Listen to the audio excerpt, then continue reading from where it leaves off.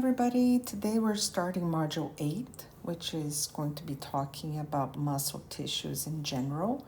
And muscles, they're like these well-oiled machines that are going to work over time, and they're also going to be made up of wires and cables and these energy sources and levers. And in fact, our whole body is this machine that's made up of several parts, which are the organ systems. And among those parts, we do have the muscular system, which is what we're going to be talking about, and that will function to move body parts, and it can be either voluntary or involuntary, and we're going to talk about this today. And this means that you either have control over this movement or you do not have control over the movement. So voluntary means that you have control, and involuntary means that you do not have control. One essential component of the machinery that we were talking about of the human body is the muscular tissue, and the muscular tissue will weigh between 40 to 50% of the total body mass. Of course, this depends on the percentage of body fat, gender, and also the amount of exercise that you do.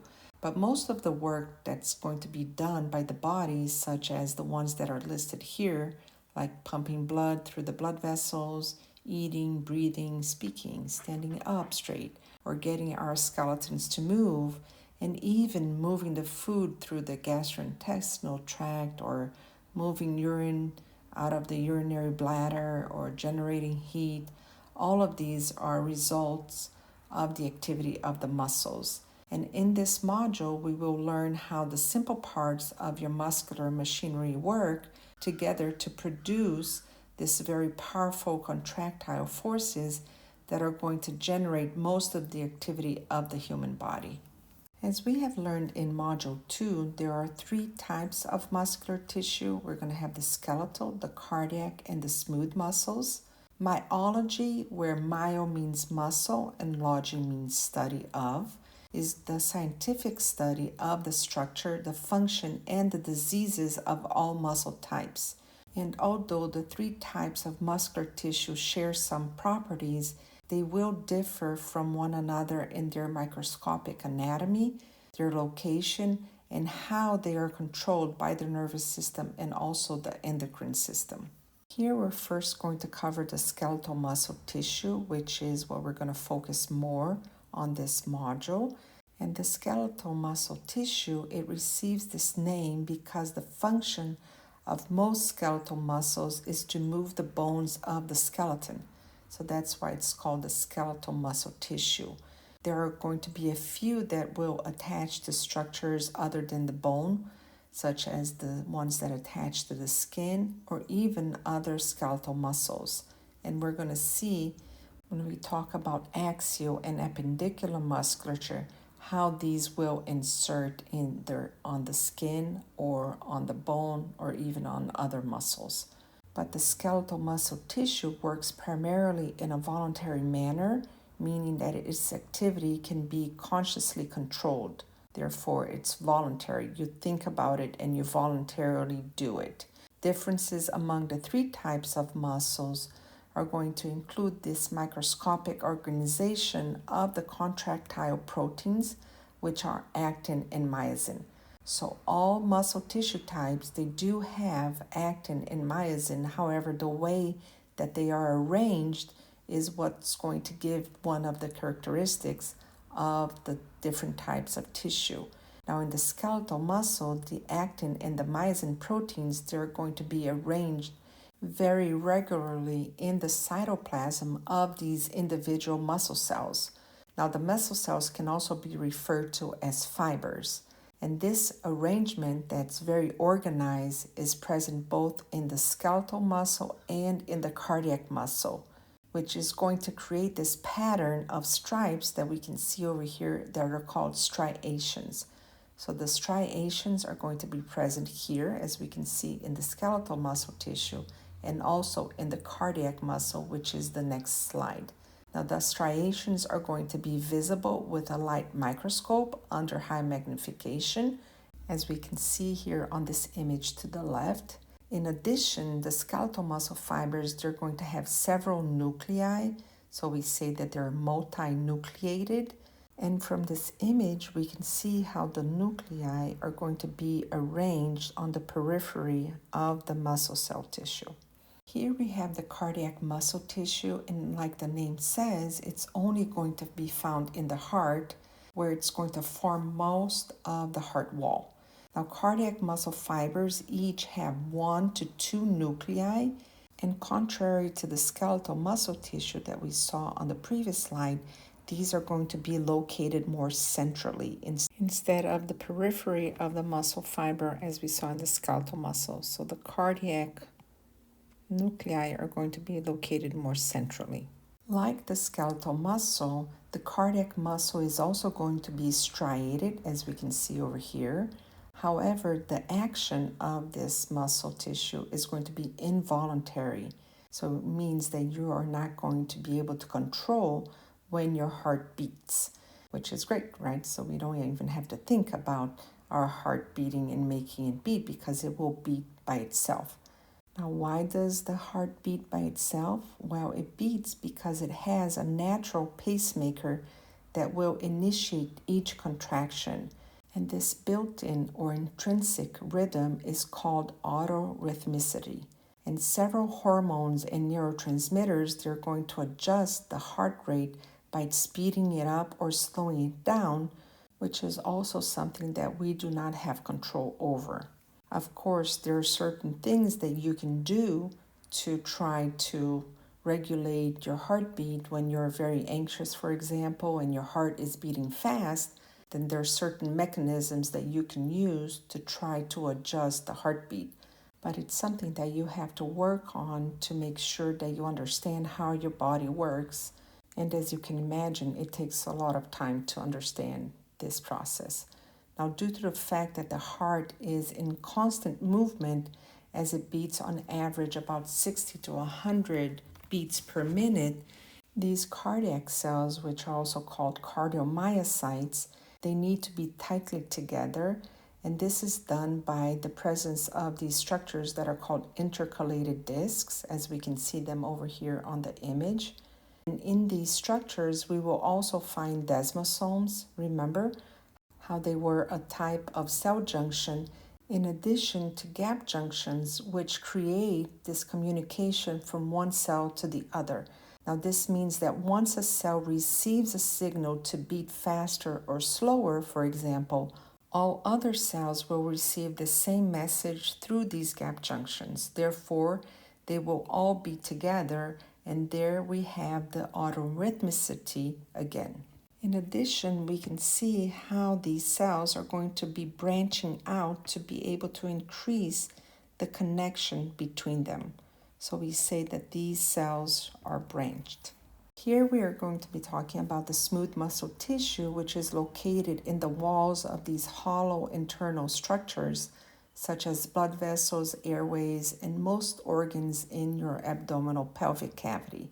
Now, smooth muscle tissue, it gets its name from the fact that under a microscope, it appears non-striated. So it doesn't have the striation as the skeletal muscles do and the cardiac muscle do, and it appears smooth. So that's why it's called the smooth muscle. Now, the action of the smooth muscle is usually involuntary, and like the cardiac muscle, some smooth muscle tissue has the autorhythmicity that we talked about, such as the muscles that are going to propel the food through the gastrointestinal tract, because we don't have to think about the food going down our digestive tract. Now, both the cardiac muscle and the smooth muscle are going to be regulated by neurons that are part of the autonomic nervous system, which is a division that's going to be involuntary, and also by hormones that are going to be released by the endocrine glands. It does have a single central nucleus, as we can see over here. In addition to the locations that we talked about where we're going to find the smooth muscle tissue, it is also attached to hair follicles in the skin, meaning that when we get goosebumps and our hair stands up, this is a smooth muscle. We can see it on this image, and it's called the erector pili muscle, always associated with the hair follicle.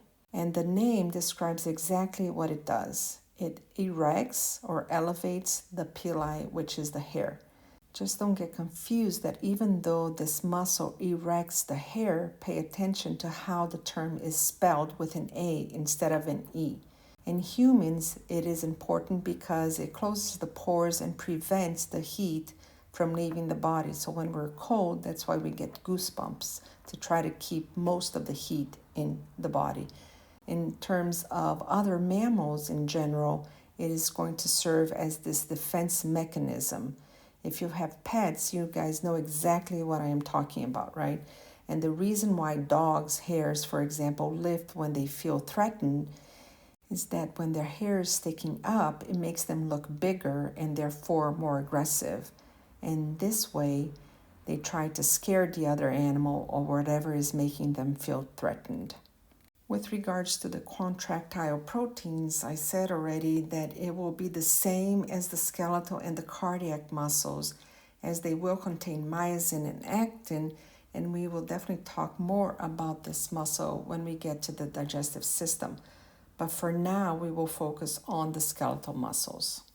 Muscles in general, they have 4 special properties that will enable it to function and also to contribute to homeostasis.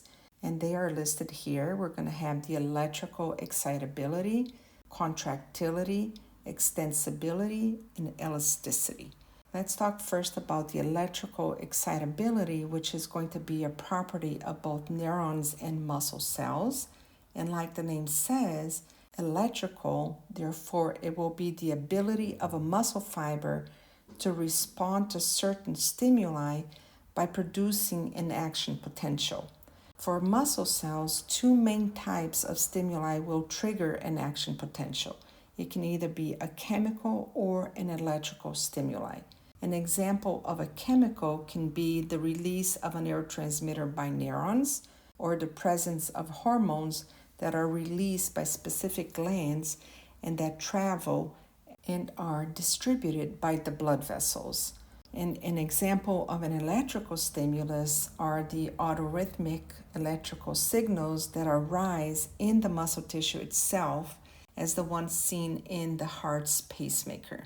With regards to contractility, this is going to be the ability of the muscle to contract forcefully when adequately stimulated by an action potential. When a muscle contracts, it will then generate a tension, which is the force of contraction, while at the same time pulling on its attachment points. For there to be a movement of an object, the tension generated has to be great enough to overcome the resistance of the object to be moved. So if the tension is overcome, the muscle fibers will shorten and movement will occur. Next, we have extensibility, which is defined as the ability of a muscle to stretch without being damaged. And this will allow a muscle to contract forcefully even if it is already stretched. And this normally occurs with the smooth muscle of the stomach, for example, when it fills up with food. So this means that the stomach is already stretched and therefore the muscle is stretched as well. Therefore, the more you eat, the more your stomach wall will stretch to accommodate the food content. That's why when you go to an all-you-can-eat restaurant and you're impressed how much you're able to eat, that's because your stomach wall is able to stretch. Another example that is easy to understand is the filling up of the heart with blood during every cardiac cycle. So when the heart fills up with blood, the cardiac muscle stretches. Lastly, we have what we call elasticity, which, like the name says, is going to be the ability of the muscle to return to its original length and shape after it has contracted or extended. And this is accomplished due to the fact that it has elastic fibers within the muscle tissue. Through this sustained contraction or alternating contraction and relaxation, the muscular tissue is going to have 4 key functions: producing body movements, stabilizing body positions, storing and moving substances within the body, and also generating heat.